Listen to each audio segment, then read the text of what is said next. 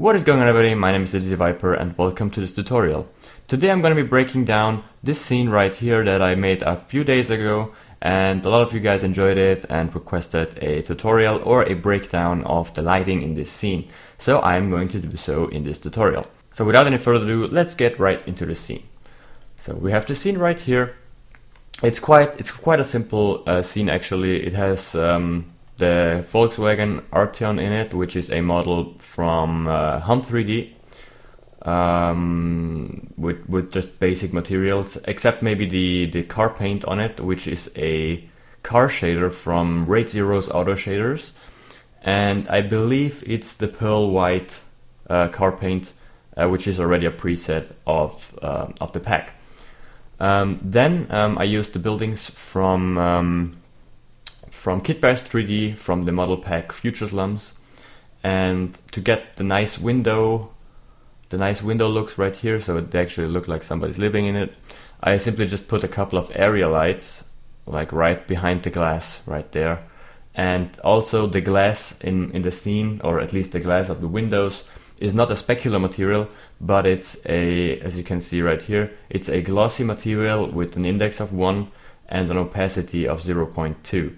That way you get about the same result of a specular material without all the light scattering, which adds a lot of noise and fireflies to your scene. And as for the neon lights, right here I put them on several planes around the scene. Let me show you really quick. Like right here, here, there, and some in the back. I always use the same texture, which is this one right here. I always used these textures, but with different color corrections on it, so I get different colors. And now let's get into Octane, so I can show you better what the lighting setup is in here. Now, I gotta say, this right here is the post-processed version, and this is the version that I got out of Octane straight. It's a little bit brighter, less saturated, but I did that all in Photoshop. With simple faders. It's really not that difficult. It's literally just a vignette, and I'm more saturated. And I also added all these clouds in the back in Photoshop. So right now here in Octane you can see that I used a fog volume right here, which is right here around the whole scene, like that. And as for the lighting next to the car, I simply put some area lights down to get the reflections right, like this one and that one. Since there are no buildings around it, I simply just put a texture on an area light that simulates the light of buildings coming through, since we don't see the actual buildings. And those are textures I actually already used a couple of times, which is this one right here, like this one for example, and this one. And next I'm going to show you a little secret, how I got the reflections in the puddle right here. Because they're so strong and so rather detailed.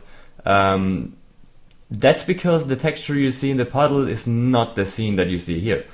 And that is because, let me show you, the area light right here, that actually casts all the lighting in the puddle right there, is right here. It's right in front of the car. Well, not right in front of the car, but it's pretty close.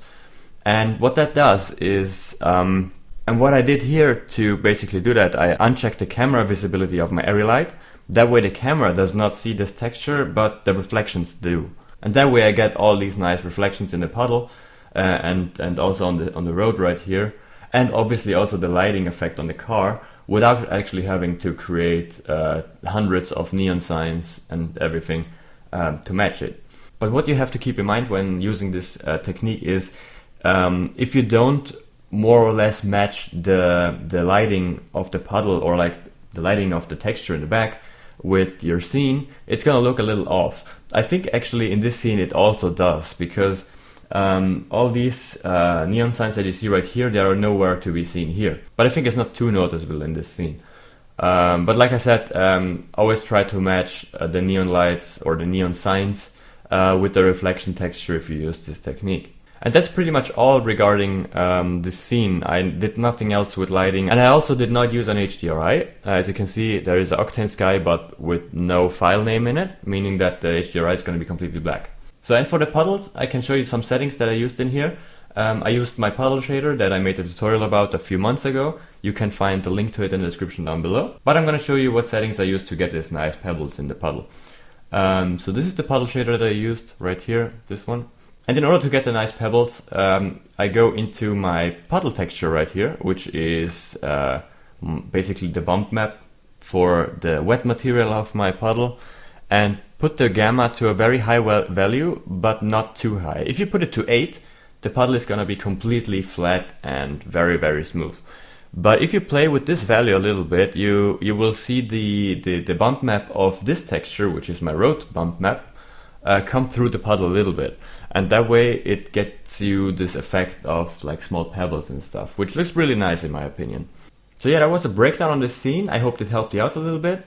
And like I said, if you use this technique, you save a lot of time, but you have to be very careful with matching the reflection of the puddles with the rest of the scene, so it doesn't really show that it's all fake lighting.